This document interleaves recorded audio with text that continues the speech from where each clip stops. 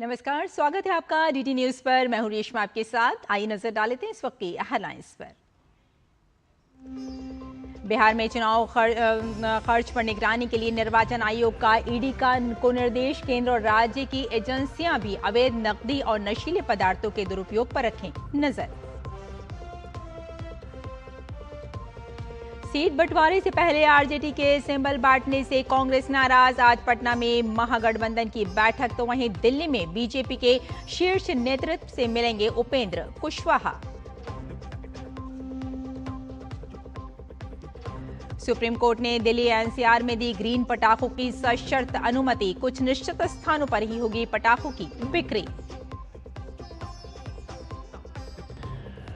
त्योहारी सीजन में सोने की कीमत न तोड़े सारे रिकॉर्ड। मल्टी कमोडिटी एक्सचेंज पर 1.27 लाख रुपए प्रति 10 ग्राम के पार पहुंची सोने की चमक। वहीं चांदी भी 1.60 लाख के पार। और अमेरिका में शटडाउन पर और गहरी हुई अनिश्चितता। सीनेट ने रिपब्लिकन फंडिंग बिल को 8वीं बार किया खारिज।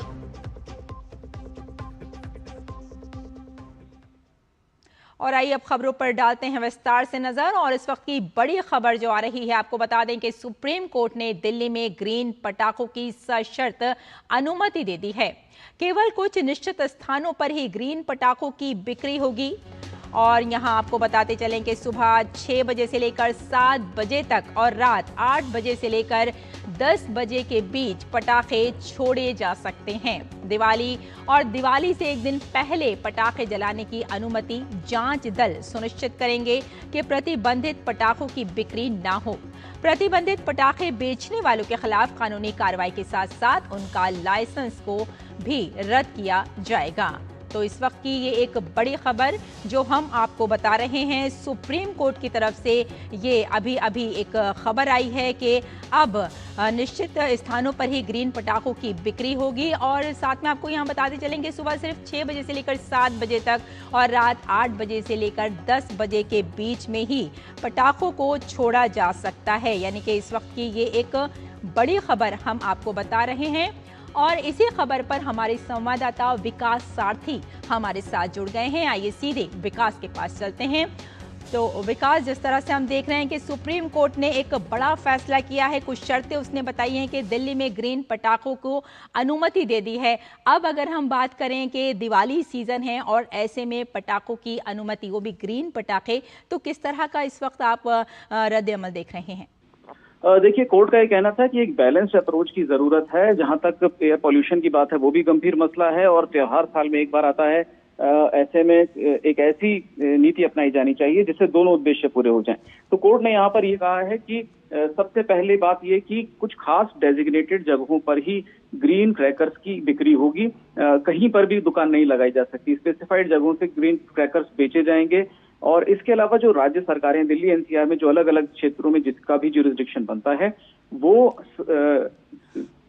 स्पेशल स्क्वाड्स बनाएंगे जो जा करके ये सुनिश्चित करे कि केवल अप्रूव्ड ग्रीन क्रैकर्स ही बिक रहे हैं। ऐसा ना हो कि जो प्रतिबंधित मटेरियल वाले पटाखे हैं उन्हें भी बेचा जाए। तो वो जगह जगह पर रैंडम सैंपल्स लेंगे। और कोर्ट ने ये कहा है कि अगर कोई सैंपल फेल होता है, यानी कोई व्यक्ति आम पटाखों को ग्रीन क्रैकर्स कह के बेच रहा है और पकड़ा जाता है, तो न केवल उसके खिलाफ जो कानूनी कार्रवाई है वो दंडात्मक कार्रवाई की जाए और उसका जो लाइसेंस होता है, एक्सप्लोसिव्स लाइसेंस, वो निरस्त किया जाए, उसको रद्द कर दिया जाए। तो ये कोर्ट ने अपनी तरफ से सेफगार्ड प्रोवाइड किया है। दूसरा, कोर्ट ने बोला है कि 2 दिन केवल पटाखे चलाने की अनुमति है आपको, दिवाली और दिवाली से एक दिन पहले। उसके लिए समय भी तय कर दिया है कोर्ट ने, सुबह 6 से 7 बजे तक और रात में 8 बजे से 10 बजे तक। तो ये टाइम भी स्पेसिफाइड कोर्ट की तरफ से किया गया है कि इसी बीच में पटाखे छोड़े जाएंगे। यहाँ पर ये बात है कि ग्रीन क्रैकर्स आखिर होते कौन से हैं? सरकारी एजेंसीज हैं, नीरी और पेसो, ये सर्टिफाई करते हैं कि किन पटाखों में कैसे केमिकल्स हैं और उनको ग्रीन क्रैकर्स माना जाए या उनको जो प्रोहिबिटेड सब्सटेंस वाले क्रैकर्स हैं उनमें गिना जाए। तो उसका जो सर्टिफिकेशन है, जिन पटाखों को लेकर के जिन सेलर्स को उसकी अनुमति मिली हुई है, केवल वही मैन्युफैक्चर कर सकते हैं और वही बेच सकते हैं। और इसके अलावा कोर्ट ने एक बात और ये कही है कि जो पुराना ऑर्डर था उसमें ये पाया गया है कि कोविड को छोड़ करके किसी भी साल में इस तरह के पटाखों का बैन बहुत ज्यादा उस कामयाब नहीं रहा है। उसके बावजूद जो हमने देखा कि एयर क्वालिटी खराब रही है, केवल कोविड का एक साल छोड़ दें तो इसीलिए कोर्ट ने एक और यहाँ पर डायरेक्शन दी है कि 14 अक्टूबर से लेकर के 21 अक्टूबर के जो भी एयर क्वालिटी इंडेक्स के आंकड़े हैं, दिल्ली और दिल्ली के आसपास के जो राज्य आते हैं, हरियाणा, राजस्थान, यूपी, ये सभी यहाँ पर जो सीपीसीबी और स्टेट पॉल्यूशन कंट्रोल बोर्ड अपने अपने इलाकों में दिल्ली एनसीआर रीजन में 14 से 21 अक्टूबर तक के सारे एयर क्वालिटी इंडेक्स के डेटा कलेक्ट रखेंगे, उसकी रिपोर्ट कोर्ट को सौंपेंगे, ताकि ये भी पता चले कि पटाखों का कितना कंट्रीब्यूशन है और आमतौर पर जो गाड़ियों की वजह से या इंडस्ट्रियल पॉल्यूशन है उसकी वजह से कितना एयर पॉल्यूशन दिल्ली एनसीआर में होता है। तो ये डेटा कोर्ट को उन्हें सौंपना होगा ताकि किसी निश्चित निष्कर्ष पे पहुंच सके कि पटाखों का कितना कंट्रीब्यूशन हम मान सकते हैं एयर पॉल्यूशन। बिल्कुल, यानी कुल मिलाकर ये कहा जा सकता है विकास के इस बार की जो दिवाली होगी उसमें पॉल्यूशन बिल्कुल नहीं होगा, क्योंकि ग्रीन पटाखे हैं। और अगर हम यहाँ जांच दल की बात करें तो किस तरह से वो सुनिश्चित कर पाएंगे कि ये ग्रीन पटाखे हैं? देखिए, बिल्कुल कोर्ट ने अपनी तरफ से डायरेक्शन दे दी है, लेकिन अब इसमें बहुत सारी जिम्मेदारियां स्टेट गवर्नमेंट्स पर आ गई हैं या लोकल एडमिनिस्ट्रेशन पे आ गई हैं। मसलन वो कौन सी जगहों को मुफीद समझते हैं जहां से ग्रीन क्रैकर्स बेचे जाएं, एक तो उनको खुद आइडेंटिफाई करना होगा, और दूसरा ये स्क्वाड्स बनाने होंगे इनको। सभी स्टेट गवर्नमेंट्स जो दिल्ली एनसीआर से जुड़े हुए हैं, जिनके जिले एनसीआर रीजन में लगते हैं, उनको स्क्वाड्स बनाने होंगे। उड़ाका दल जिनको बोलते हैं, ये फ्लाइंग स्क्वाड जगह जगह पर जाकर पहले ये देखेगी कि क्या अप्रूव पटाखे ही मिल रहे हैं ग्रीन क्रैकर्स, और उन्हीं जगहों पर, डेजिग्नेटेड जगहों पे मिल रहे हैं। दूसरा, वो ये सुनिश्चित करेगी, पक्का करेगी कि ऐसा ना हो कि ग्रीन क्रैकर्स का स्टिकर लगा के आप जो प्रोहिबिटेड मटेरियल वाले पटाखे हैं उनको बेच रहे हैं। ये भी तय करना, पक्का करना इन्हीं स्क्वाड्स का काम है कि कहीं पर भी प्रोहिबिटेड पटाखे ना बिक रहे हों। तो वो सब चीजें अब राज्य सरकार के हवाले हैं। दूसरी बात, जिम्मेदारी सीपीसीबी और स्टेट पॉल्यूशन कंट्रोल बोर्ड के लिए भी सुप्रीम कोर्ट ने एक तय कर दिया है कि वो 14 से लेकर के 21 अक्टूबर के बीच के आंकड़े जुटाएं एयर क्वालिटी इंडेक्स के, ताकि उनका एनालिसिस किया जा सके। कोर्ट इसको अभी आगे भी सुनता रहेगा और इसका आगे एनालिसिस किया जाएगा कि कितना असर है इन पटाखों का दिल्ली एनसीआर की आबो हवा पर, और इसलिए किस तरह के कदम उठाए जाने चाहिए। अब यहाँ पर अगर हम सरकार की स्टैंड की बात कर लें तो दिल्ली सरकार और हरियाणा सरकार की तरफ से सॉलिसिटर जनरल तुषार मेहता, जो केंद्र के लॉ ऑफिसर हैं, उनका ये कहना था कि ये बहुत कड़ी पाबंदी है, पूरी तरह से पटाखों पर बैन की है। ग्रीन क्रैकर्स को अनुमति दे दी जाए, कुछ खास समय के लिए दे दी जाए, कुछ खास डेजिग्नेटेड जगहों से दे दी जाए। तो बिल्कुल विकास, ये कहा जा सकता है कि जो रोशनी का त्यौहार है दीपावली, इसे और सुंदरता के साथ इस बार मनाया जा सकेगा, क्योंकि इस बार ग्रीन पटाखे लोग बहुत आसानी से छोड़ेंगे और इस जो दिवाली मनाएंगे बहुत ही सुंदर तरीके से मनाएंगे। फिलहाल बहुत बहुत शुक्रिया हमारे साथ जुड़ने के लिए और इस तमाम जानकारी के लिए। और आइए अब अगली खबर का रुख कर लेते हैं। त्यौहार के इस सीजन में पटाखों की बात तो हो गई, अब बात सोने और चांदी की भी कर लेते हैं। धनतेरस और दिवाली के सीजन की जोरदार मांग के बीच सोने की कीमतें रिकॉर्ड स्तर पर पहुंच गई हैं। मल्टी कमोडिटी एक्सचेंज यानी MCX पर सोने की कीमतें 1.27 लाख रुपए प्रति 10 ग्राम के पार पहुंच गई हैं। वैश्विक व्यापारिक तनाव और अमेरिकी फेडरल रिजर्व द्वारा ब्याज दरों में कटौती की बढ़ती उम्मीदों के बीच वैश्विक स्तर पर सोने की कीमतों में वृद्धि दर्ज की गई है। वहीं चांदी की कीमतों में भी तेजी दर्ज की गई है। चांदी 0.18% बढ़कर 1.59 लाख रुपए प्रति किलोग्राम पर खुला और कारोबार के दौरान 1.61 लाख रुपए के उच्चतम स्तर पर पहुंच गई। इस वर्ष अब तक सोने की कीमतों में लगभग 55% की वृद्धि दर्ज की गई। वहीं सोने चांदी की कीमतें अंतर्राष्ट्रीय स्तर पर भी हाई रिकॉर्ड बनाने जा रही हैं। सोना $4,179 प्रति औंस तक, तो वहीं चांदी भी $53.54 के हाई रिकॉर्ड तक पहुंच गई है। हालांकि बाद में दामों में मामूली गिरावट दर्ज की गई। तो ये रिकॉर्ड बना रहा है सोना और चांदी, और इनकी जो कीमतें हैं वो बढ़ रही हैं। और हम देख रहे हैं कि फेस्टिव सीजन भी साथ साथ है, लेकिन धनतेरस और दिवाली के सीजन की जो जोरदार मांग है, इसके बीच सोने और चांदी की जो कीमतें हैं वो आसमान छू रही हैं। अगर हम MCX की बात करें तो सोने की कीमतें 1.27 लाख रुपए प्रति 10 ग्राम तक पहुंच गई हैं और साथ ही अगर वैश्विक व्यापारिक तनाव और अमेरिकी फेडरल रिजर्व द्वारा ब्याज दरों में कटौती की बढ़ती उम्मीदों के बीच की अगर बात की जाए तो वैश्विक स्तर पर सोने की कीमतों में वृद्धि लगातार दर्ज की जा रही है। और इतना ही नहीं, जहां सोना बढ़ रहा है वहीं चांदी भी कहीं पीछे नहीं रहने वाली है। चांदी भी लगातार आगे बढ़ रही है और इसकी जो कीमतें हैं उसमें भी तेजी दर्ज की जा रही है, यानी रिकॉर्ड स्तर पर पहुंच रही है सोना और चांदी, इनकी दोनों की जो कीमतें हैं। बिल्कुल हमारे साथ इस वक्त हमारे संवाददाता मुकुल शर्मा जुड़ गए हैं। मुकुल, जिस तरह से हम देख रहे हैं कि त्योहार का सीजन है और ऐसे में जहां सोना लगातार बढ़ रहा है वहीं चांदी की कीमतें भी लगातार बढ़ती जा रही हैं। इसका असर अगर हम सिर्फ दिवाली की ही बात करें तो क्या पड़ सकता है?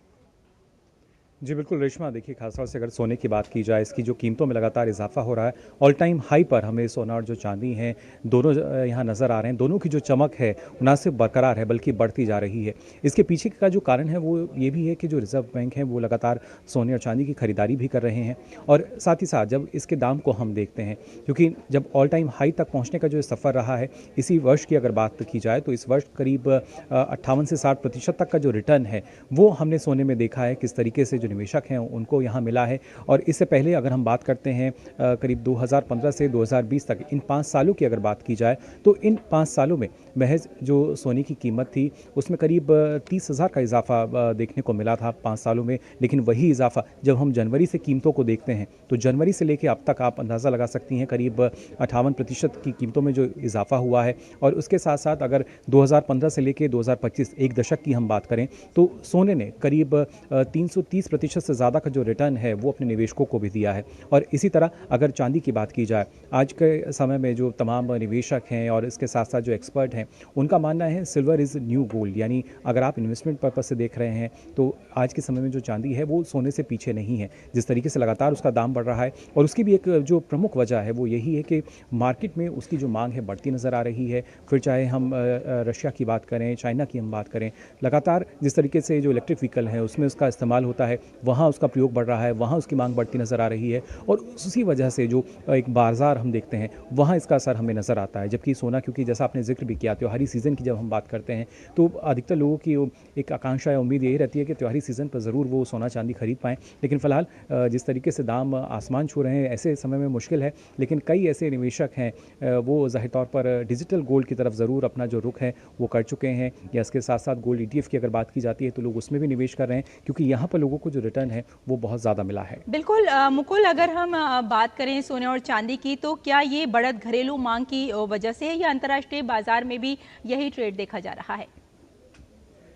जी बिल्कुल, देखिए जो इनके दाम में असर हम देख पा रहे हैं, ज़ाहिर तौर पर उस पर असर है अंतर्राष्ट्रीय तरीके से। जिस तरीके से फिर चाहे हम देखते हैं जो पॉलिटिकल जो स्थिति बनी हुई है उसका असर माना जाए। जिस तरीके से मैंने बताया कि जो मांग है वो लगातार बढ़ी है। रिजर्व बैंक जो हैं वो अपने पास अब सोने की खरीदारी कर रहे हैं। भारत के ही गोल्ड रिजर्व की अगर हम बात करें उसमें भी इजाफा होता हुआ हमने देखा है। और क्योंकि गोल्ड को एक सुरक्षित निवेश माना जाता है और उसके साथ साथ जिस तरीके से अनिश्चितता लगातार हम देखते हैं वैश्विक स्तर पर या खासतौर से अमेरिका की बात की जाए तो इन सबको देखते हुए जिस तरह की अभी परिपाटी बनी है वहाँ पर कहीं ना कहीं कीमतों में और तेज़ी जो है वो नज़र आ रही है। और भारत के लिहाज से अगर हम बात करें तो वैश्विक बाजार में दूसरे नंबर पर भारत आता है। जब हम सोने के बाजार की बात करते हैं करीब 15% से ज़्यादा की हिस्सेदारी भारत की वहाँ नज़र आती है। और इसमें आपको बता दें कि 2024 यानी पिछले वर्ष की अगर बात की जाए तो 802 टन से ज़्यादा की जो मांग है सोने की वो निकल कर आई थी। और इस सीज़न की अगर हम बात करें, क्योंकि हमें यहाँ पे देखना है कि किस तरीके से लोग जो खरीदारी है वो ज़्यादा कर रहे हैं, त्योहारी सीज़न है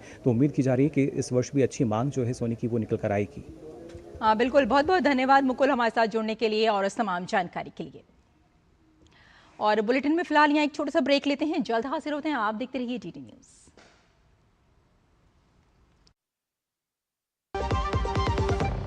हिंग देना, वो वाली MDH की सुपर हींग। जिन्होंने यूज किया है वो जानते हैं असली हींग का स्वाद। MDH सुपर हींग, शुद्धता का असली तड़का। असली मसाले सच सच MDH। मेरी पसंद, मेरी पसंद, मेरी पसंद, मेरी पसंद, हमारी पसंद। हम सबकी पसंद। मजबूत देश का मजबूत सरिया हो गया स्टील। अब छोलिया हो या लोबिया, सफेद चने या काले चने, सब कुछ मजेदार बने। ब्रेक के बाद एक बार फिर आपका स्वागत है। आइए आगे बढ़ते हैं। निर्वाचन आयोग ने बिहार विधानसभा चुनाव में धन बल का इस्तेमाल रोकने के लिए प्रवर्तन एजेंसियों को निर्देश भी जारी किए हैं। आयोग ने राज्य पुलिस विभाग, राज्य आबकारी विभाग, आयकर विभाग, राजस्व खुफिया निदेशालय, सीमा शुल्क और प्रवर्तन निदेशालय सहित सभी एजेंसियों को इस बारे में निर्देश दिए हैं। 6 अक्टूबर को विधानसभा चुनाव की घोषणा के बाद से राज्य में कुल 33.97 करोड़ रुपए मूल्य की शराब, मादक पदार्थ, नकदी और मुफ्त बांटे जाने वाले सामान जब्त किए गए हैं। निर्वाचन आयोग ने कहा कि मतदाताओं को लुभाने के लिए धन बल या अन्य प्रलोभनों का इस्तेमाल रोकने के लिए उड़न दस्ते, निगरानी टीम और वीडियो निगरानी टीम 24 घंटे सतर्क है। आयोग ने प्रवर्तन अधिकारियों से यह भी कहा कि छानबीन के दौरान सुनिश्चित किया जाए कि आम नागरिक परेशान न हो। आयोग ने कहा कि कोई भी व्यक्ति सी विजिल ऐप के जरिए चुनाव आचार संहिता के उल्लंघन की शिकायत दर्ज करा सकता है। निर्वाचन आयोग द्वारा यह कदम चुनाव की पारदर्शिता और स्वच्छता को बरकरार रखने तथा अनावश्यक खर्च व भ्रष्टाचार पर लगाम लगाने के उद्देश्य से उठाया गया है। बिहार में आज एनडीए घटक दलों समेत अन्य राजनीतिक पार्टी के उम्मीदवार नामांकन भरेंगे। बिहार के उप मुख्यमंत्री और बीजेपी उम्मीदवार विजय कुमार सिन्हा आज लखीसराय सीट से नामांकन दाखिल करेंगे। भारतीय जनता पार्टी ने एक बार फिर इस सीट से विजय सिन्हा को उतारा है। वे यहां के लगातार 3 बार के विधायक हैं और कुल 4 बार चुनाव जीत चुके हैं। कहीं ये हमारा अनुभवी सक्षम नेतृत्व जो सेवा के भाव से सबका साथ सबका विकास का महामंत्र लेके चले हैं, कहीं कोई समस्या नहीं है। कन्फ्यूजन उन लोगों को है जो स्वार्थ के गठबंधन महाठगबंधन बना के बैठे हैं। वो जैसे उनका अपना स्वभाव है वही स्वभाव से लोग को देख रहे हैं। सब ठीक है सर, पूरी तरह से। वहीं राजद नेता और पूर्व उप मुख्यमंत्री तेजस्वी यादव आज राघोपुर सीट से नामांकन दाखिल करेंगे। तेजस्वी 2015 में पहली बार राघोपुर से विधायक बने थे। इसके बाद वे 2020 में भी इस सीट से चुनाव जीते थे। अब वे तीसरी बार वैशाली जिले के राघोपुर विधानसभा क्षेत्र से चुनावी मैदान में उतरने वाले हैं। नामांकन को लेकर पार्टी की ओर से तैयारी की गई है। नामांकन के बाद वे एक जनसभा को संबोधित करेंगे। एनडीए के सहयोगी उपेंद्र कुशवाहा आज दिल्ली आ रहे हैं। दिल्ली आने से पहले उन्होंने कहा कि जो भी बाकी बचे मुद्दे हैं उन पर बातचीत करने के लिए दिल्ली आ रहे हैं। उन्होंने उम्मीद जताई कि सब कुछ ठीक हो जाएगा। सीट बंटवारे के बाद से ऐसी खबरें आ रही हैं कि उपेंद्र कुशवाहा अपने दल के लिए दी गई 6 सीटों से कुछ अधिक सीट की मांग कर रहे थे। हालांकि बीजेपी के नेता नित्यानंद राय ने भी कहा कि सब कुछ ठीक है, नाराजगी जैसी कोई बात नहीं है। आपको बताएं कि एनडीए में बीजेपी और जेडीयू को इस बार बराबर 101 सीट मिली हैं, जबकि चिराग की पार्टी को 29, उपेंद्र कुशवाहा की राष्ट्रीय लोक मोर्चा को 6 और जीतन राम मांझी की हम को भी 6 सीटें बंटवारे में मिली हैं। दिल्ली जा रही है एनडीए जो कुछ भी अभी तय कर रहा है उसके संबंध में विमर्श का कुछ मुद्दा बाकी है। इसी विषय पर बात करने के लिए दिल्ली जा रहे हैं और सब कुछ ठीक हो जाएगा इस उम्मीद के साथ, इस विश्वास के साथ जा रहे हैं। माननीय उपेंद्र जी अभी बताए ना, सब ठीक है और सब ठीक हो जाएगा। और बिहार विधानसभा चुनाव में दिल्ली की मुख्यमंत्री रेखा गुप्ता भाजपा के लिए प्रचार करेंगी। पटना पहुंचने पर सीएम रेखा गुप्ता ने कहा कि बिहार में विकास की रफ्तार देनी है। बिहार में हर तरफ बहार है और विकास कार्यों की भरमार है। इस बार भी प्रधानमंत्री नरेंद्र मोदी और नीतीश कुमार की सरकार बिहार में बनेगी। बिहार आई हूँ, बिहार की धरती को मेरा प्रणाम है। बिहार में विकास को रफ्तार देनी है और मैं देख रही हूँ कि बिहार में हर जगह बहार है और विकास कार्यों की भरमार है। और निश्चित रूप में इस बार भी मोदी जी और नीतीश जी की सरकार है। मेरी ओर से हम इस विकास की रफ्तार को बढ़ाना चाहते हैं और उसमें गति देने के लिए मैं खुद भी इसका हिस्सा बनने के लिए बिहार की धरती पे आई हूँ। एनडीए में सीटों के बंटवारे की घोषणा के बाद जीतन राम मांझी की अगुवाई वाली हिंदुस्तान अवाम मोर्चा ने 6 कैंडिडेट की लिस्ट जारी कर दी है। 4 पुरानी सीटों पर वर्तमान विधायकों को ही मौका दिया गया है, जबकि अतरी से रोमित सिंह और कुंटुबा से ललन राम उम्मीदवार बनाए गए हैं। 6 उम्मीदवारों में 2 महिलाओं को टिकट दिया गया है, जिसमें जीतन राम मांझी की बहू दीपा मांझी भी शामिल हैं, जो इमामगंज से प्रत्याशी हैं। महागठबंधन के घटक दलों में दावे वाली सीटों की संख्या को लेकर विवाद आज समाप्त हो जाने की उम्मीद है। सीटों की संख्या को लेकर विवाद राजद, कांग्रेस और वाम दलों के बीच था। कांग्रेस 60 के बदले 71 सीटों की मांग पर अड़ी हुई थी, लेकिन वे 60 पर राजी हो गई है। भाकपा माले को 19 सीटें दी गई हैं, जबकि उसे 30 सीटें चाहिए थी। भाकपा और माकपा भी अधिक सीटों की मांग कर रही है। विकासशील इंसान पार्टी अभी चुप है। पहले के हिसाब में उसके लिए 18 सीटें रखी गई थी। वाम दलों की सीटें बढ़ी तो वीआईपी की सीटें कम हो जाएंगी। कांग्रेस के एक प्रवक्ता ने दावा किया कि विवाद के मुद्दे सुलझ गए हैं। उम्मीद की जा रही है कि महागठबंधन आज सीट बंटवारे का ऐलान कर सकती है। इससे पहले कांग्रेस की नाराजगी का सम्मान करते हुए राजद ने सोमवार रात जारी किए गए सिंबल को वापस ले लिया था। राष्ट्रीय अध्यक्ष लालू प्रसाद ने सोमवार की रात 1 दर्जन से अधिक उम्मीदवारों को सिंबल दे दिया है। कांग्रेस के केंद्रीय नेतृत्व ने विपक्ष के नेता तेजस्वी यादव से नाराजगी दर्ज कराई। कांग्रेस का कहना था कि अगर घटक दलों के बीच विधानसभा क्षेत्र के अनुसार सीटों का बंटवारा नहीं हुआ है तो सिंबल कैसे जारी किए गए। देर रात राजद ने उम्मीदवारों से सिंबल वापस ले लिया था। राजद के अलावा भाकपा माले, भाकपा और साथ में माकपा ने भी कुछ उम्मीदवारों को सिंबल बांट दिया है। इनके सिंबल वापस नहीं लिए गए। कांग्रेस और राजद के बीच तनाव चुनाव से पहले मुख्यमंत्री और उप मुख्यमंत्री का नाम प्रस्तावित करने को लेकर भी था। कांग्रेस का कहना है परिणाम के बाद विधायक दल की बैठक ही इन पदों पर विचार हो। और पटना में आरजेडी नेता मृत्युंजय तिवारी कहते हैं कि महागठबंधन में सब ठीक है, कोई सिर फुटअव्वल नहीं है और बिहार में तेजस्वी सरकार बनने जा रही है।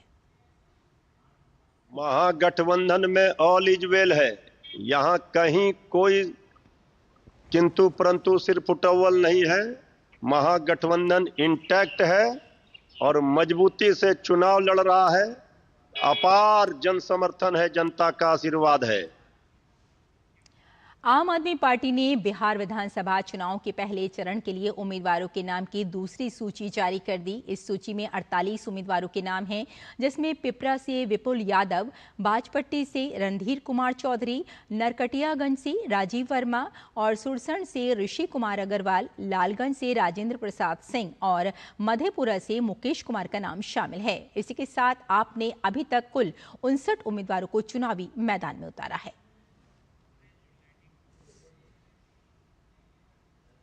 और इसी खबर पर पटना से हमारे साथ हमारे संवाददाता मधुरेश नारायण जुड़ चुके हैं। आइए उनके पास चलते हैं। मधुरेश, जानना चाहेंगे कि बिहार में चुनावी बिगुल तो बच चुका है और सभी राजनीतिक दल जो हैं वो मैदान में उतर गए हैं। एनडीए की बात करें तो सीटों का बंटवारा लगभग तय हो चुका है, यानी भाजपा ने कह सकते हैं कि एक बार फिर बता दिया है कि वो सिर्फ बड़ी पार्टी ही नहीं, एक बड़ी सोच भी रखती है। हाँ बिल्कुल, देखिए जिस तरीके से एनडीए में जो सीट शेयरिंग का फॉर्मूला है एक बड़ी बैठक के बाद वो क्लियर हो गया और बीजेपी ने अपने 71 उम्मीदवारों के नाम जारी कर दिए। हिंदुस्तान आवामी मोर्चा जो जीतन राम मांझी की पार्टी है, उन्होंने अपने इनको 6 सीट मिली थी, उन्होंने अपने 6 कैंडिडेट को सिंबल भी दे दिया और वो नामांकन भी अब कर रहे हैं। तो कहीं ना कहीं ये दिखा रहा है कि जो एनडीए है वो एक कदम आगे चल रही है लगातार महागठबंधन से, और जबकि महागठबंधन में स्थिति अभी भी सिर्फ फुटबॉल की ही दिख रही है, क्योंकि सीपीआईएमएल ने गठबंधन में सीट शेयरिंग का फॉर्मूला तय हुए बिना 18 लोगों को सिंबल दे दिया। सिंबल देने के बाद जैसा कि राजद ने सिंबल दिया था फिर वापस लिया, लेकिन सीपीआईएम ने वो सिंबल वापस नहीं लिया है और उनके प्रत्याशी नामांकन भी कर रहे हैं। बड़ी बात यह है कि सीपीआईएम ने जिन कुछ ऐसी सीटें हैं जिन पे अपने प्रत्याशी को टिकट दे दिया है, जिस पर कांग्रेस और राजद दोनों ही अपनी दावेदारी पेश कर रही थी, लेकिन सीपीआईएम ने अपना कैंडिडेट वहां पर भेज दिया। तो कहीं ना कहीं जो उहापोह की स्थिति है वो महागठबंधन में अभी तक बनी हुई है। हालांकि अभी एक बैठक चल रही है महागठबंधन की और समझा जा रहा है कि आज शाम 3 से 4 बजे के बीच में जो सीट शेयरिंग का फॉर्मूला है वो तय हो जाएगा और कुछ उम्मीदवारों के नाम भी जारी किए जाएंगे, क्योंकि पहले चरण के मतदान के लिए नामांकन करने के लिए आज के बाद सिर्फ 2 दिन ही शेष रह जाएगा। ऐसे में नामांकन की तैयारी करना प्रत्याशियों के लिए भी मुश्किल होगा और जो कार्यकर्ता हैं उनको भी लोगों के बीच जाना है वोट की आस लेकर के, वोट की मांग को लेकर के, तो उनके लिए परेशानी का सबब बन रहा है। जी बिल्कुल, अगर हम बीजेपी की बात करें तो स्पष्ट सीट की जो इसकी रणनीति है वो बिल्कुल हमारे सामने है, पूरी तैयारी से वो नजर आ रही है। वहीं अगर हम इंडी गठबंधन की बात करें तो क्या वो आपको कहीं बिखरे हुए नजर नहीं आ रहे? उम्मीदवारों की लिस्ट जारी की जाती है और फिर उसे वापस ले लिया जाता है, इसे किस तरह से देखते हैं आप? देखिए, एनडीए में खास करके बीजेपी ने अभी सबसे बड़ी लिस्ट जारी की है 71 उम्मीदवारों की।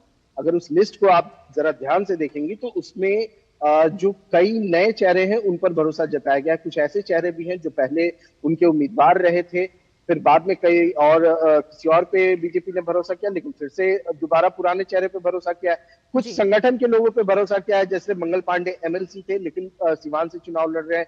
उप मुख्यमंत्री सम्राट चौधरी एमएलसी थे लेकिन तारापुर से चुनाव लड़ रहे। हालांकि तारापुर उनका मतलब पैतृक कह सकते हैं कि एक तरह से वो सीट है। उनके पिता भी वहां से चुनाव जीत चुके हैं, उनकी मां भी वहां से चुनाव जीत चुके हैं, तो खैर ये अलग मसला है। इसी तरीके से एक लंबे समय से पटना सिटी सीट से अभी वर्तमान विधानसभा अध्यक्ष नंद किशोर यादव विधायक रहे, लेकिन इस बार उनका टिकट कट गया है। इसी तरीके से पटना का एक सीट है कुम्हरार में अरुण कुमार सिन्हा लंबे वक्त से मतलब मुझे जब से याद है अरुण कुमार सिन्हा विधायक है, उसके बाद इस बार नाम कट गया है, संजीव गुप्ता को वहां से टिकट दिया गया है।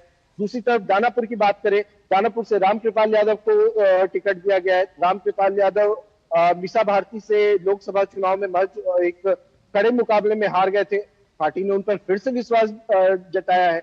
तो कहीं ना कहीं दिखता है कि एनडीए ने पूरी तरीके से मंथन किया है, चिंतन किया है और चिंतन करने के बाद ही अपने कैंडिडेट को सिंबल दिया है, उनके नाम की घोषणा की गई है। लेकिन महागठबंधन में परेशानी अभी नेताओं के लिए भी है, कार्यकर्ताओं के लिए भी है, क्योंकि न सीट शेयरिंग का फॉर्मूला तय है, न ये तय है कि कौन उम्मीदवार मैदान में जाने वाले हैं।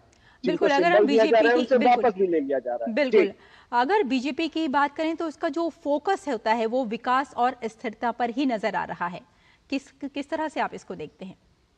हाँ बिल्कुल, देखिए बीजेपी पिछले 20 सालों से बिहार में सत्ता में काबिज है और जिस तरीके से पिछले 2 दशक में बिहार का विकास हुआ है, बीजेपी अपना रिपोर्ट कार्ड लेकर के लोगों के बीच जा रही है। जिस तरीके से सड़कों का निर्माण हुआ है, जिस तरह से लोगों के घर में बिजली पहुंची है, जिस तरीके से जीविका दीदियों के माध्यम से गांव-गांव में महिलाएं सशक्त हुई हैं, युवाओं के लिए रोजगार के अवसर का सृजन हुआ है।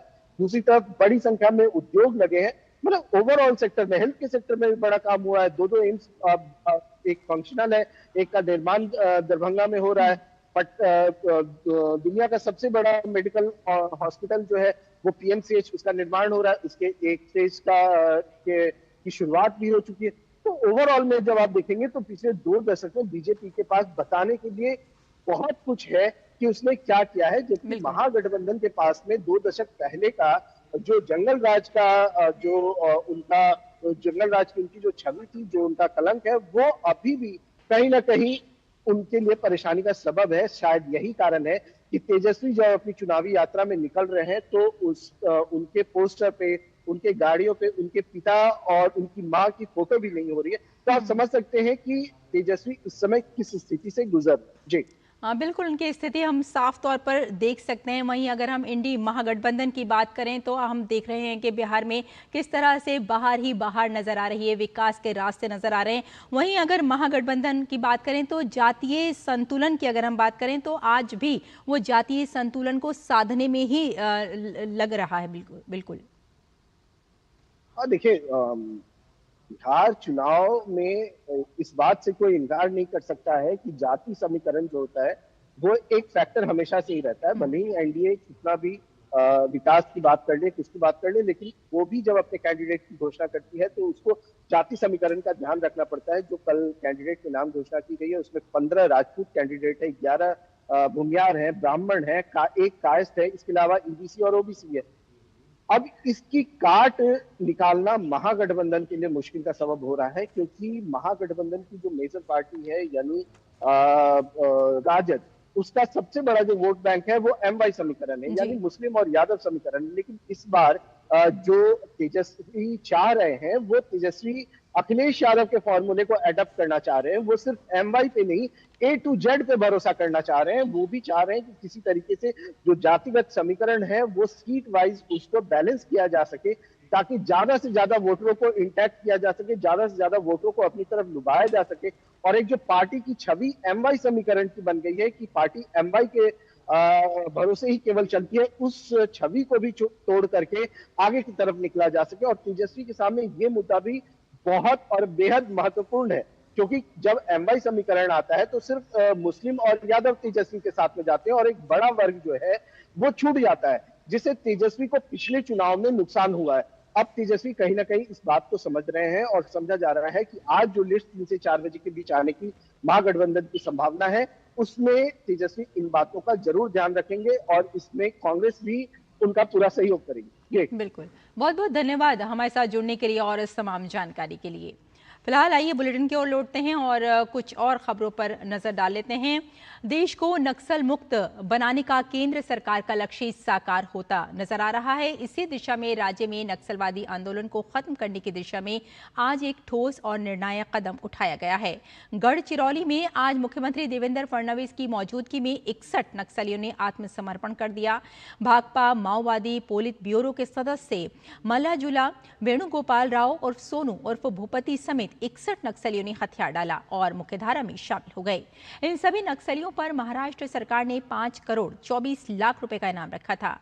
गढ़चिरौली के इतिहास में ये पहली बार है कि इतनी बड़ी संख्या में नक्सलियों ने आत्मसमर्पण किया है। इस अवसर पर मुख्यमंत्री ने आत्मसमर्पण करने वाले इन नक्सलियों को संविधान की एक प्रति भेंट की। इन कार्यक्रम में मुख्यमंत्री द्वारा नक्सलन पीड़ितों के परिवारों को चेक वितरित किए गए। उग्र नक्सली भूपति ने सितंबर में हथियार डालने का आह्वान करते हुए एक पर्चा जारी किया था, जिससे छत्तीसगढ़ और देश के अन्य हिस्सों में नक्सलियों का समर्थन प्राप्त था। इसे नक्सली आंदोलन को खत्म करने की दिशा में एक महत्वपूर्ण कदम के रूप में देखा जा रहा है। केंद्रीय गृह मंत्री अमित शाह और देश भर की राज्य सरकारों के नेतृत्व में पुलिस द्वारा की जा रही लगातार कार्रवाई के परिणाम स्वरूप नक्सली आंदोलन अब अपने अंतिम क्षणों की गिनती गिन रहा है। और दिल्ली में वायु गुणवत्ता सूचकांक 211 दर्ज किए जाने के बाद केंद्रीय वायु गुणवत्ता प्रबंधन ने graded response action plan grab के तहत स्टेज 1 किया है। ग्रैप तत्काल प्रभाव की वजह से लगातार आगे बढ़ रहा है और आपको बता दें, ग्रैप प्रभाव से लागू होने पर दिल्ली सरकार में मंत्री मनजिंदर सिंह सिरसा ने कहा कि इसका मकसद दिल्ली के लोगों को स्वच्छ हवा देना है। ग्रैप 1 लागू किया गया है। अगले जो मौसम विभाग ने बताया कि अगले 4 दिन बहुत क्रूशियल हैं। मैं दिल्ली के लोगों का पहले तो धन्यवाद भी करता हूं। दिल्ली ने इस पूरे दशक के सबसे ज़्यादा साफ दिन देने में हम कामयाब हुए हैं। मानयोग रेखा गुप्ता जी की सरकार और दिल्ली के लोगों के सहयोग के कारण अभी ग्रैप 1 लगा है, जिसके हम कुछ बंदिशें लगाई गई हैं। मकसद यह है कि दिल्ली के लोगों को साफ हवा मिले। दिल्ली के लोग साफ हवा में उन चीज़ों के ऊपर रोक लगानी जरूरी थी दिल्ली के लिए हवा को साफ रखने के लिए, जो इसलिए ग्रैप 1 को लगाया गया है। और असम में जुबीन गर्ग मौत मामले में बड़ा खुलासा हुआ है। एसडीजीपी और एसआईटी प्रमुख मुन्ना गुप्ता प्रसाद ने कहा कि जुबीन गर्ग की मौत के संबंध में मीडिया में प्रसारित पोस्टमार्टम रिपोर्ट प्रमाणिक नहीं है। इस मामले में गिरफ्तार किए गए 5 लोगों की सीआईडी हिरासत समाप्त हो रही है और उन्हें अदालत में पेश किया गया। इसके साथ ही एसआईटी सिंगापुर से आए 3 लोगों से पूछताछ कर रही है। जानकारी के मुताबिक सिंगापुर से आए लोग घटना के दौरान जुबीन के साथ यॉट पार्टी में मौजूद थे। 5 अरेस्टेड व्यक्ति का पुलिस रिमांड आज खत्म हुआ है। उन्हें हम कोर्ट में आज प्रोडक्शन के लिए ले जा रहे हैं। और जो सिंगापुर में 11 लोग थे, उसमें से 9 लोग ऑलरेडी हमारे पास आ गए हैं, उनका स्टेटमेंट ले लिया गया है। एक व्यक्ति आज और आ जाएंगे तो हम 10 लोगों का स्टेटमेंट आज हो जाएगा। सर, एक पोस्टमार्टम रिपोर्ट अभी बाहर आ रहा है, उसका बारे में वो जेन्युइन पोस्टमार्टम रिपोर्ट नहीं है। उसको अगर आप देखेंगे तो उसमें कोई भी डॉक्टर का सिग्नेचर नहीं है। और सीएम योगी आदित्यनाथ उत्तर प्रदेश की महिलाओं को दीपावली गिफ्ट देंगे। इसके तहत लोक भवन में उज्ज्वला योजना के तहत निःशुल्क सिलेंडर दिए जाएंगे। यूपी की 1.86 करोड़ महिलाओं को 2 मुफ्त एलपीजी रिफिल सिलेंडर मिलेंगे। इसी त्योहार पर महंगाई से बड़ी राहत मिलेगी। साल 2025-26 में योजना को लागू करने के लिए योगी सरकार की ओर से 1500 करोड़ रुपए की धनराशि का प्रावधान है। राशि का 2 चरणों में वितरण होगा। पहला चरण अक्टूबर 2025 से दिसंबर 2025 तक और दूसरा चरण जनवरी 2026 से मार्च 2026 तक। पहले चरण में आधार प्रमाणित 1.23 करोड़ लाभार्थियों को लाभ मिलेगा।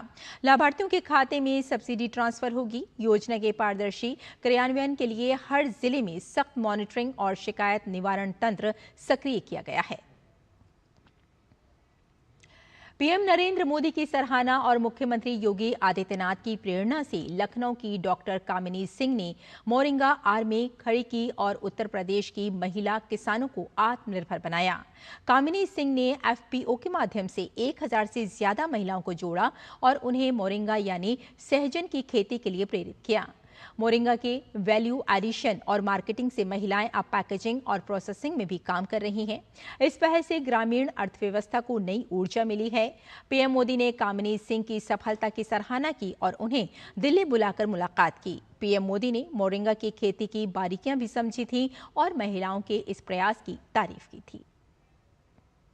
प्रधानमंत्री जी से हम लोग की मुलाकात हुई तो सबसे पहले प्रधानमंत्री जी हम लोग को बहुत बहुत बधाइयाँ दी कि आप महिला होके इतना आगे बढ़ चढ़ के काम कर रही हैं, उसके लिए आपको कोटि कोटि नमन है। और उन्होंने ये भी बताया कि आप महिला जो कार्य कर रही हैं वो बहुत ही सराहनीय है और मैं चाहता हूँ कि ऐसे ही हमारी महिला बहनें आगे बढ़ें और बढ़ चढ़ के हर क्षेत्र में कार्य करें।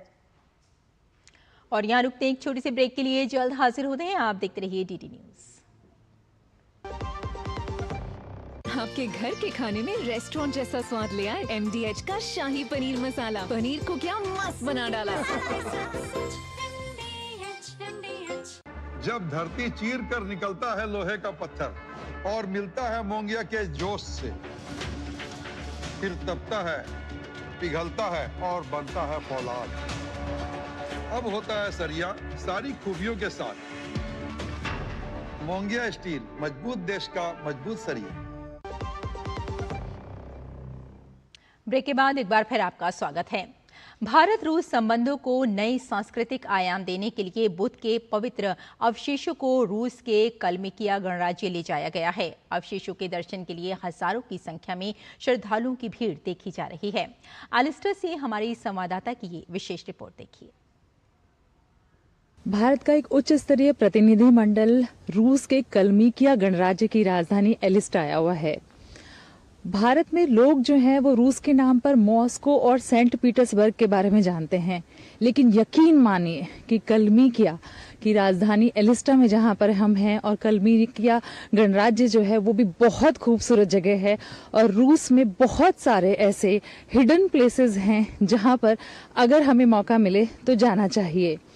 और ये जो भारतीय उच्च प्रतिनिधि मंडल आया हुआ है बुद्ध के पवित्र अवशेषों को लेकर के, वो भारत और रूस के बीच में इसी तरह से जो सांस्कृतिक संबंध हैं उनको आगे बढ़ाने का काम कर रहा है। कलमिकिया रूस का एकमात्र गणराज्य है जिसे यूरोप क्षेत्र में भी अनूठा माना जाता है, जहां बौद्ध धर्मावलंबी बहुसंख्यक हैं। कलमिकिया गणराज्य के गवर्नर के विशेष आग्रह पर भारतीय उच्च प्रतिनिधि मंडल 11 अक्टूबर को बुद्ध के पवित्र अवशेषों के साथ कलमिकिया की राजधानी एलिस्टा पहुंचा तो एयरपोर्ट से लेकर मंदिरों तक लाखों की संख्या में लोगों की भीड़ सड़कों के किनारे खड़ी दिखी। ऐसा लग रहा था मानो पूरा शहर स्वागत के लिए उमड़ पड़ा हो। कलमिकिया राज्य के विश्वविद्यालय के अंदर वहाँ के सारे वाइस चांसलर से लेकर के प्रोफेसर से लेकर के स्टूडेंट तक सब एक साथ वहाँ पर बैठ करके सुन रहे हैं और ध्यान से सुन रहे हैं जब हम वहाँ कंगूर भेंट करने का काम कर रहे हैं। और जिस श्रद्धा भाव से उन्होंने कंगूर को ग्रहण करने का काम किया है वह भाव बहुत मुझे अच्छा लगा है और बहुत ही श्रद्धा से भरा रहा है और उनकी आस्था निश्चित तौर से अभिनंदनीय है और रूस के प्रत्येक नागरिक को भी और भारत के भी प्रत्येक नागरिक को और दुनिया के भी जो लोग हैं उनको भी भगवान बुद्ध की शरण में आना चाहिए। भारत से पवित्र अवशेषों के साथ कंग्यूर भी लाए गए हैं, जिन्हें भारत सरकार की तरफ से कलमेकिया बौद्ध मंदिरों, जिन्हें यहाँ खुरूल कहा जाता है, उन्हें और साथ ही कलमेकिया विश्वविद्यालय संग्रहालय को भी भेंट किया गया है। छोटे छोटे शहर जैसे एक एलिस्टा हो गया, कलमेकिया हो गया, बुरियातिया हो गया, बुद्धिस्ट जो ऑटोनोमस रिपब्लिक्स है, इनको भी यहाँ भी अगर लोग आके देखें तो आश्चर्यजनक स्थिति है। मतलब इतना सुंदर है कि वो कहना बड़ा मुश्किल है। भारतीय प्रतिनिधि मंडल के लिए विभिन्न कार्यक्रमों का आयोजन किया जा रहा है। जगह जगह लोग भव्य स्वागत कर रहे हैं। यह यात्रा भारत रूस संबंधों को एक नया आयाम देगी। हमने रूस के लोगों में, कलमेकिया के लोगों में भारत को लेकर के बहुत ज़्यादा जो है उत्साह हमने देखा। जहाँ पर भी हम जा रहे थे वहाँ पर भारत के लिए लोग जो है वो इंडिया इंडिया कर रहे थे, नमस्ते कर रहे थे। तो उम्मीद की जानी चाहिए कि बुद्ध के जो पवित्र अवशेष यहाँ पर लाए गए हैं उससे भारत रूस के संबंधों को एक नया आयाम मिलेगा और ये नई ऊंचाइयाँ छुएंगे। मैं मंजू मीना, कैमरा पर्सन संजीव शर्मा के साथ कलमेकिया की राजधानी एलिस्टा से। और रक्षा मंत्री राजनाथ सिंह आज नई दिल्ली में ब्राजील के उपराष्ट्रपति गेराल्डो अल्कमिन के साथ बैठक करेंगे। ब्राजील की रक्षा मंत्री जोस म्यूशो मॉन्टेरियो फिल्हो भी बैठक में उपस्थित रहेंगे। रक्षा मंत्रालय ने बताया कि विचार विमर्श के दौरान दोनों देशों के बीच रक्षा संबंधों की समीक्षा की जाएगी। सैन्य और रक्षा उद्योग सहयोग सहित परस्पर हित के विषयों पर भी बातचीत होगी। विदेश राज्य मंत्री कीर्तिवर्धन सिंह युगांडा के कंपाला पहुंच गए हैं। गुटनिरपेक्ष आंदोलन की 19वीं मंत्री स्तरीय बैठक में भाग लेंगे।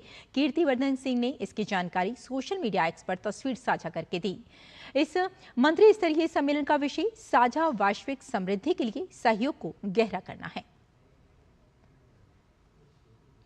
भारतीय वायुसेना और यूके की रॉयल नेवी ने हिंद महासागर क्षेत्र में संयुक्त अभ्यास किया। इसमें भारतीय वायुसेना के सुखोई 30 MKI जगुआर अवाक्स और AEW&C विमान, रॉयल नेवी के HMS प्रिंस ऑफ वेल्स के F-35B विमानों के साथ संयुक्त अभ्यास में शामिल हुए। इस प्रशिक्षण से अंतर संचालन क्षमता, आपसी विश्वास और क्षेत्रीय स्थिरता के प्रति सामूहिक प्रतिबद्धता को मजबूती मिली है। रेल मंत्री अश्विनी वैष्णव ने नई दिल्ली में 3 दिवसीय 16वीं अंतर्राष्ट्रीय रेलवे उपकरण प्रदर्शनी IREE का उद्घाटन किया। ये एशिया की सबसे बड़ी और दुनिया की दूसरी सबसे बड़ी रेलवे और परिवहन प्रदर्शनी है। यह प्रदर्शनी 40,000 वर्ग मीटर में फैली हुई है। इसमें 450 से अधिक प्रदर्शक और 20,000 से अधिक व्यावसायिक आगंतुक भाग ले रहे हैं। इस प्रदर्शनी में भविष्य के लिए तैयार बुनियादी ढांचे, उन्नत प्रौद्योगिकियों और अंतर्राष्ट्रीय साझेदारियों को प्रदर्शित किया गया है। इस मौके पर रेल मंत्री अश्विनी वैष्णव ने कहा कि रेलवे वर्तमान में कई उपकरणों का उत्पादन कर रहा है, जिनका हाल ही में दक्षिण अफ्रीका में निर्यात किया गया है। इसके अलावा रेलवे में 2 लाख करोड़ से अधिक के निवेश की योजना है, जो कि रेलवे के विकास की गति को बनाए रखने के लिए जरूरी है। Recently, locomotives made in India have been exported to Africa. And there are many equipment which are manufactured in India and exported. We are investing about 2,56,000 crore rupees every year. And that kind of investment is necessary because we need to modernize railways at a very rapid pace. और गोवा के कृषि मंत्री रवि नायक का आज तड़के निधन हो गया। वे 79 साल के थे। वो 2 बार गोवा के मुख्यमंत्री भी रह चुके हैं। रवि नायक को घर पर दिल का दौरा पड़ा, जिसके बाद उन्हें पोंडा के एक निजी अस्पताल ले जाया गया, जहां उन्होंने अंतिम सांस ली। उनका पार्थिव शरीर बाद में उनके पोंडा स्थित घर ले लाया गया, जहां लोग उन्हें अंतिम श्रद्धांजलि दे रहे हैं। पीएम मोदी समेत तमाम नेताओं ने रवि नायक के निधन पर शोक जाहिर किया है। और पूर्व राष्ट्रपति डॉक्टर APJ अब्दुल कलाम की आज जयंती है। प्रधानमंत्री नरेंद्र मोदी ने उन्हें श्रद्धांजलि अर्पित की है। सोशल मीडिया एक्स पर पीएम ने लिखा है कि डॉक्टर APJ अब्दुल कलाम जी को एक ऐसी दूरदर्शी व्यक्तित्व के रूप में याद किया जाता है, जिन्होंने युवा मन को प्रज्वलित किया और हमारे देश को बड़े सपने देखने के लिए प्रेरित किया। उनका जीवन हमें याद दिलाता है कि सफलता के लिए विनम्रता और कड़ी मेहनत बहुत जरूरी है। हम उनके द्वारा देखे गए भारत का निर्माण करते रहें, एक ऐसा भारत जो सशक्त, आत्मनिर्भर और करुणामय हो। इसी के साथ पीएम ने एक वीडियो भी साझा किया है। कलाम साहब का जीवन इतना व्यापक, विशाल और गहरा रहा है कि उनको याद करने का गर्व होता है, लेकिन साथ में एक कसक भी रहती है कि काश वो हमारे साथ होते तो ये जो कमी महसूस होती है, इसको कैसे भरना, ये हम सब के लिए एक चुनौती है। और मुझे विश्वास है कि अब्दुल कलाम जी के आशीर्वाद से उन्होंने हम देशवासियों को जो शिक्षा दीक्षा दी है, उससे हम अवश्य उसको पूरा करने का भरपूर प्रयास करेंगे और वही उनको सबसे बड़ी अंजलि होगी। वे राष्ट्रपति बने, मैं समझता हूं कि उससे पहले वे राष्ट्र रत्न थे। कलाम साहब का जीवन सदा सर्वदा हमें प्रेरणा देता रहेगा और हम सब अपने संकल्पों को पूरा करने के लिए जी जान से जुटेंगे। इसी एक अपेक्षा के साथ कलाम साहब को शत शत वंदन करता हूं। और ऑस्ट्रेलिया की सिडनी में एशियाई तटरक्षक एजेंसियों के प्रमुखों की 21वीं बैठक जारी है। 13 अक्टूबर से शुरू हुई बैठक का आज आखिरी दिन है। इस बैठक में महानिदेशक परमेश शिवमणि के नेतृत्व में 4 सदस्यीय तटरक्षक प्रतिनिधि मंडल भी मौजूद हैं। इस बैठक की मेजबानी ऑस्ट्रेलियाई सीमा बल ABF कर रहा है। बता दें कि HACGAM एक प्रमुख क्षेत्रीय मंच है जिसमें एशिया और अन्य देशों के 21 सदस्य देश, एक क्षेत्र हांगकांग और 2 सहयोगी सदस्य UNODC और RECAAP शामिल हैं, जो समुद्री सुरक्षा, पर्यावरण संरक्षण और कानून परिवर्तन से संबंधित मुद्दों पर एशियाई तटरक्षक एजेंसियों के बीच सहयोग को बढ़ावा देता है। भारत समुद्री खोज और बचाव स्तंभ के अध्यक्ष और पर्यावरण संरक्षण, समुद्र में गैरकानूनी गतिविधियों की रोकथाम और नियंत्रण, सूचना साझाकरण और संयुक्त अभ्यास पर कार्य समूहों के सदस्य के रूप में चर्चाओं और सहयोगात्मक पहलों में सक्रिय रूप से योगदान दे रहा है। ट्रंप के टैरिफ से भारत की जीडीपी बेअसर है। जी हां, भारत दुनिया की सबसे तेजी से बढ़ती बड़ी अर्थव्यवस्था है। इसका डंका माना है खुद IMF ने। IMF की रिपोर्ट के अनुसार भारत दुनिया की उन गिनी चुनी अर्थव्यवस्थाओं में है जो वैश्विक व्यापार की अनिश्चितता और मौद्रिक सख्ती के बीच भी तेजी से बढ़ रही है। IMF ने अक्टूबर में जारी अपने वर्ल्ड इकोनॉमिक आउटलुक में भारत की वित्त वर्ष 2025-26 के लिए जीडीपी ग्रोथ अनुमान को 6.4% से बढ़ाकर 6.6% कर दिया है।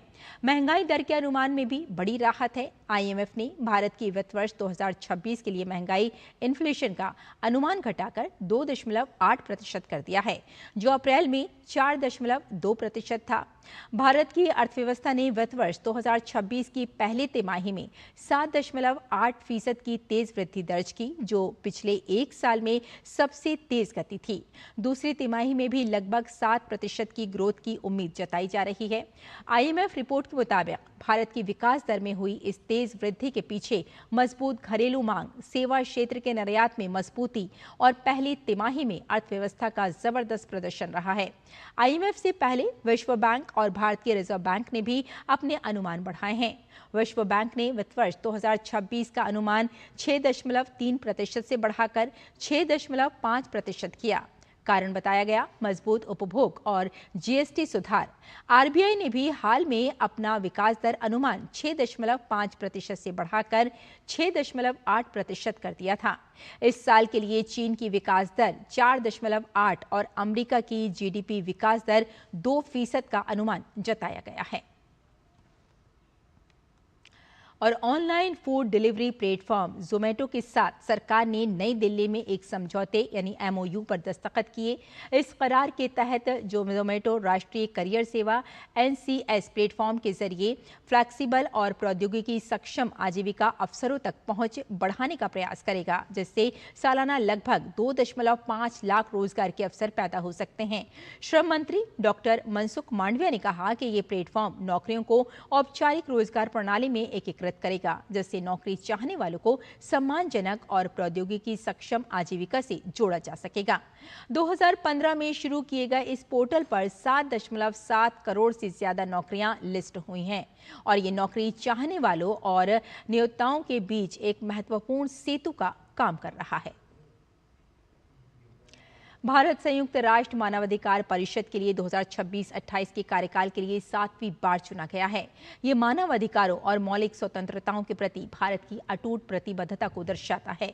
इसके लिए भारत ने संयुक्त राष्ट्र और सभी प्रतिनिधि मंडलों को उनके समर्थन के लिए धन्यवाद किया है। वहीं भारत ने कहा कि हम अपने कार्यकाल के दौरान इस उद्देश्य की पूर्ति के लिए तत्पर हैं। बता दें कि संयुक्त राष्ट्र मानवाधिकार परिषद UNHRC में 47 सदस्य देश शामिल हैं, जिनका चुनाव संयुक्त राष्ट्र महासभा द्वारा बहुमत से किया जाता है। इन सदस्यों को 3 साल के कार्यकाल के लिए चुना जाता है और हर साल 1/3 सदस्यों का नवीनीकरण किया जाता है।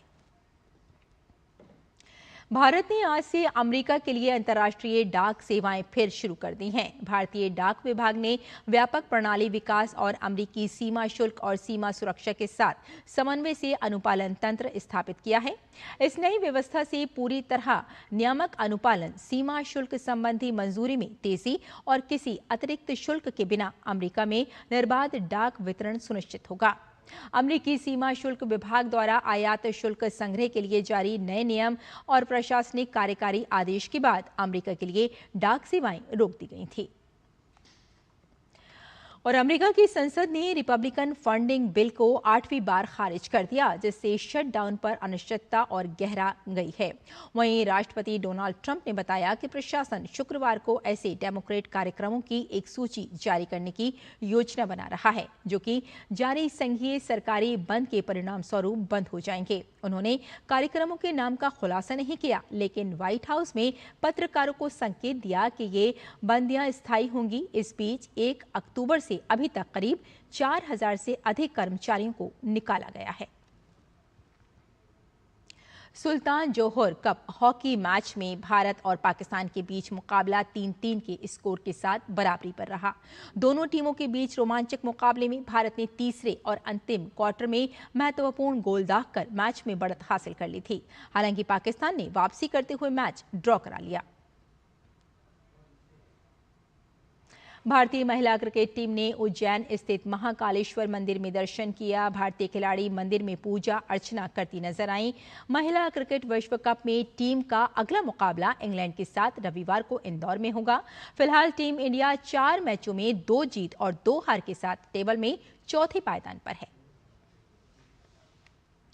महिला वनडे विश्व कप में आज इंग्लैंड का सामना पाकिस्तान के साथ होगा। मौजूदा टूर्नामेंट में इंग्लैंड तालिका में दूसरे स्थान पर, जबकि पाकिस्तान महिला टीम 8वें पायदान पर काबिज है। पाकिस्तान को अब तक 3 मैच खेले हैं और उसे तीनों में ही हार मिली है।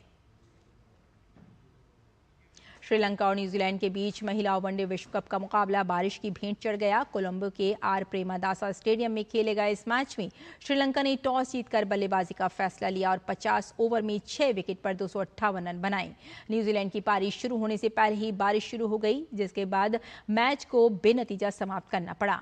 मैच बेनतीजा रहने से श्रीलंका और न्यूजीलैंड को अंक बांटने में मजबूर होना पड़ा। ये इस विश्व कप में दूसरी बार है जब श्रीलंका को बारिश के कारण अंक बांटना पड़ा है। पेरिस ओलंपिक में 2 पदक जीतकर इतिहास रचने वाली भारतीय निशानेबाज मनु भाकर के लिए उनकी ये उपलब्धि पुरानी हो चुकी है। मनु के टारगेट पर अब 2028 लॉस एंजलिस ओलंपिक है, जहां वे अपने पदक के रंग को बदलना चाहती हैं। मनु भाकर से उनकी तैयारी और उनके लक्ष्य पर खास बात की डीडी न्यूज संवाददाता गौरव कुमार ने।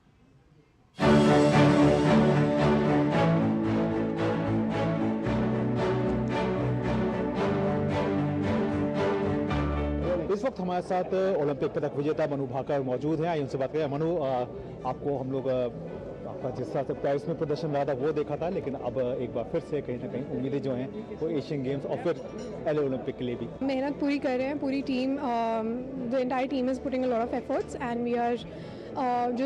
We just have a very positive mindset. तो अब जो भी होगा हम तो बस मेहनत कर सकते हैं, बाकी भगवान पे छोड़ रखा है। अभी किस तरह से क्या कुछ आपका चल रहा है और किस तरह से मतलब आगे का जो परफॉर्मेंस रहने वाला है वो आपको किस तरह से एक अपनी पूरी तैयारी जो है वो लेखा जोखा कर रही हैं आप? लॉन्ग टर्म प्लान्स है हमारे पास। Me and my coach Jaspal sir, we have discussed the long term plans and definitely Olympics is the bigger picture. But सभी कॉम्पिटिशन्स के लिए काफ़ी मेहनत की जा रही है और काफ़ी हम एफर्ट्स डाल रहे हैं। किसी में अच्छा होगा, किसी में अच्छा नहीं होगा, रिगार्डलेस मेहनत जारी रहेगी। अच्छा, एक ही ओलंपिक में आपने 2 पदक जीता था, तो एक याद जो है वो सबके दिलों में ताज़ा है। तो ये आपके लिए एक बूस्टअप एनर्जी के तौर पर रहता है, या फिर आपको लगता है कि जब आप अगले इवेंट में उतरेंगे ओलंपिक में या एशियन गेम्स में, तो फिर ये बात जो है वो एक और एड ऑन प्रेशर के तौर पे रहेगा? ये I can't say about it right now. I think वो उसी मोमेंट में शायद मुझे रियलाइज होगा कि क्या उसका इफेक्ट होगा मेरे ऊपर, बिकॉज टोक्यो के बाद पेरिस का क्या फीलिंग्स थे मेरे अंदर टोक्यो के बारे में, I was not aware until I faced the moment, until I face the feelings. So I would say कि उसी टाइम पे एक्चुअली में पता लगेगा। But honestly I would say कि आई एम अ पर्सन जो हु बिलीव्स इन कि whatever it is, it shall pass too. So I just like to keep everything in the past and just move ahead with the reality. तो ज़्यादातर पर मनु भाकर का ये कहना है कि वो अपने आप को नए सिरे से तैयार कर रहे हैं और नए सिरे से खुद को सामने रखेंगे। कैमरामैन राजेश के साथ गौरव कुमार, डीडी न्यूज़, दिल्ली। तो इस बुलेटिन में फिलहाल इतना ही, लेकिन डीडी न्यूज़ पर खबरों का सिलसिला जारी रहेगा। अनुमति दी, नमस्कार।